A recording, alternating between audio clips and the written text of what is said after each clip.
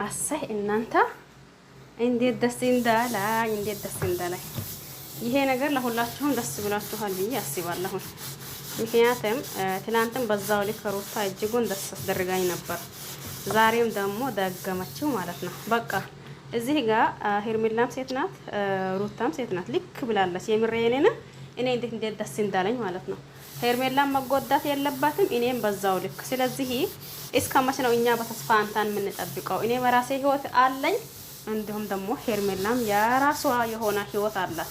ስለዚህ በዚህ መሀከል በሁለታችን ጭውውት ነው ያዝከው ወይስ ደግሞ ዛሬማ በቃ እናንተ እስከ ዛሬ ከሚወራውና ከሚደረገው ነገር የዛሬው ዋው ነው። ትላንትም እንደዛው ማን ሩታ ማለት ነው የምሬንን በቃ እዚህ ጋር ሩታም ሴት ልጅ ናት እንዳለችው ሲቀጥል ደግሞ ሄርሜላ ሴት ልጅ ናት።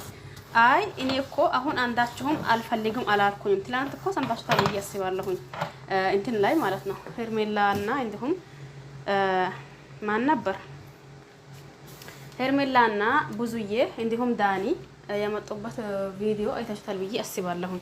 ነገር ግን ያ እሱ አብርሽ ያለው ነገር አንቺንም አልፈልግም አላልኩኝም ሩታንም አልፈልግም አላልኩኝም ነበር ጥያቄው ማለት መልሱ።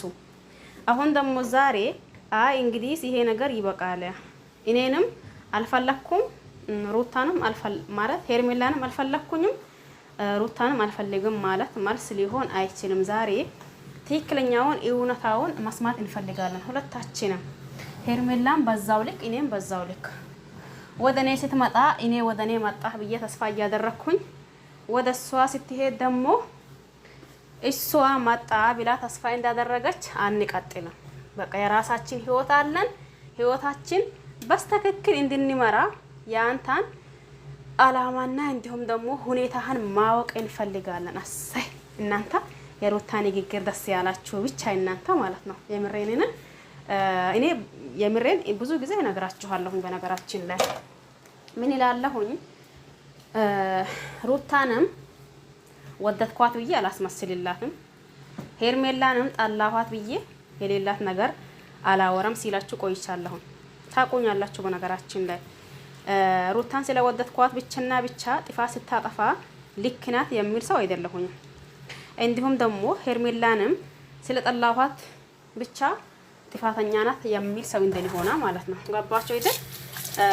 አሁን ደግሞ ትላንትና እንዲሁም ደግሞ ዛሬ ለታ እየተካሄደ ያለው ነገርና እየሆነው ያለው ነገር ሁላችሁንም እኔ ብቻ አይደለም ሁላችሁንም አስደስታችኋል ብዬ ነው ማስበው ማለት ነው። ምክንያቱም እዚህ ጋር ብዙዎቻችን አይ እንግዲህ ሲያብርሽ ነገር እያስጠላን ነው ያለው። ምክንያቱም ምንም ቢሆን ምን ሴት ልጅ ናቸው። በእነሱ ለምንድን ነው አንዴ በሩታ አንዴ በሄርሜላ መጫወት ያስፈለገው? ስለዚህ አይ አንቺን አልፈለኩኝም አንቺንም አልፈልግም አላልኩኝም አንቺንም ይፈልጋለሁ አላልኩኝም።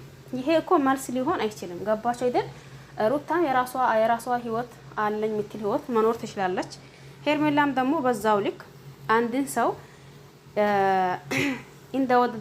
እንደወደዳችሁት መጥላት ትችላላችሁ። የወደዳ ልብ መጥላት አይችልም አይባልም በማንኛውም ቦታ ማለት ነው።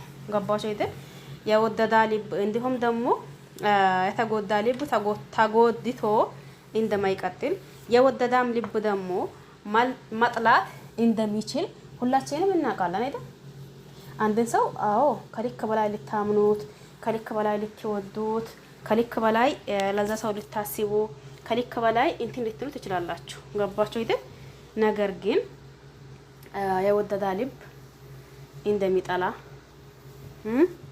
የጠላ ልብ ደግሞ ያንን ያክል መውደዱ ያንን ያክል አይሆንም። ገባችሁ አይደል? አሁን ሄርሜላም አብርሽን ከልቦ አላወጣችውም፣ ሩታም አብርሽን ከልቦ አላወጣችውም። ለምን? የልጇ አባት ነው። ሄርሜላም ደግሞ አብርሽን ከልቦ በላይ ትወደዋለች። ለምን? አይ እንግዲህ ሩታ ጋር ያለኝ ህይወት ጨርሻለሁ ስላላት። ስለዚህ በዚህ መካከል ደግሞ ማን ጥፋተኛ እንደሆነ ግልጽና ግልጽ ሁላችንም እናውቃለን። ዞሮ ለማንኛውም ሩታ በዚህ ሁኔታ አብርሽን ማፋጠጡ አሰይ እናንተ ማለት ነው ወይ ምን ሊበራችሁ ደስታዬ የምሬኔን በዚህ ልክ ብዙዬ ፊት አብርሽን ማፋጠጡ ዛሬ አይ አንቺንም አይደለም የሚባል መልስ ሊሆን አይችልም ብላ ስታፋጠው ማንን ነው ደስ ያለው ማለት ነው? አሰይ አብርሽን እንደዛ ስታፋጠው ማለት ነው። ደስ አላላችሁም ግን?